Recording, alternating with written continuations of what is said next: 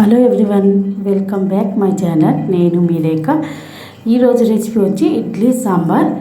ఇప్పుడు చట్నీ కాకుండా ఒక్కసారి ఈ విధంగా సాంబార్ ట్రై చేయండి. సూపర్ అంటే సూపర్గా ఉంటుంది. అలాగే ఫస్ట్ టైం నా వీడియో కానీ చూసిన వాళ్ళకైతే లైక్ చేసి సబ్స్క్రైబ్ చేసుకోండి. ముందుగా రెసిపీలోకి వెళ్ళిపోతామా. ముందుగా కుక్కర్లో ఒక టూ టీ గ్లాస్ అంత కందిపప్పును అయితే నేను వాష్ చేసి తీసుకున్నాను. తర్వాత దాంట్లో రుచికి సరిపడా సాల్ట్, కొద్దిగా పసుపు యాడ్ చేసి అలాగే వాటర్ యాడ్ చేసి కందిపప్పును అయితే మూత పెట్టి ఉడికించుకోవాలి. తర్వాత ఒక మిక్సీ జార్లోని 1 స్పూన్ ధనియాలు, 1/2 స్పూన్ జీలకర్ర, కొద్దిగా వెల్లుల్లి రెబ్బలు, కొన్ని ఎండుమిర్చిని వేసి మిక్సీ చేసి పక్కన పెట్టుకోవాలి. ఆ మిక్సీ చేసిన పౌడర్లోనే 4-5 టమాటా ముక్కల్ని కట్ చేసి వేసుకోవాలి. అది బాగా మిక్సీ అయినాక ఒక గిన్నెలో తీసుకొని పక్కన పెట్టుకుంటే చాలండి. చూడండి, ఇక్కడ చూపిస్తున్నట్టుగా ఇంతలోనే మన పప్పు అయితే రెడీ అయిపోయింది. ఇక్కడ పప్పు అయితే మెత్తగా ఉడికించుకోవాలి. తర్వాత ఈ కవంతోనైతే మీకు ఏదైనా ఉంటే వీలుగా ఉంటే దాంతో ఇంకా మెత్తగా అయితే చేసుకోవాలి. అది చేసి పక్కన పెట్టుకున్నాక ఇక్కడ కడాయిలో 2 స్పూన్స్ ఆయిల్ యాడ్ చేశాను.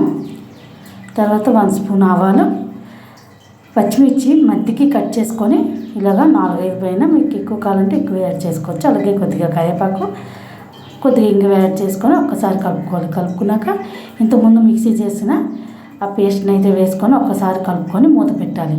మూత పెట్టి బాగా దగ్గరగా మరిగినాక ఇలాగ ఆయిల్ పైకి తేలాక కొద్దిగా పసుపు, కొద్దిగా కారం, ధనియాల పౌడర్, గరం మసాలా అండ్ కొద్దిగా సాల్ట్ వేసుకొని ఇంకొకసారి కలుపుకొని ఇక్కడ నేను నిమ్మకాయ సైజు అంతా చింతపండుని అయితే నానబెట్టుకున్నాను.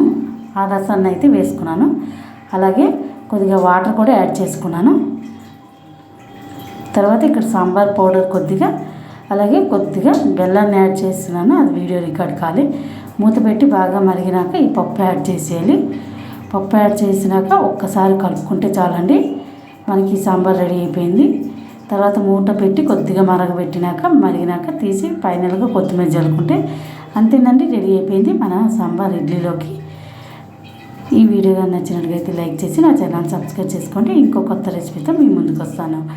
బాయ్.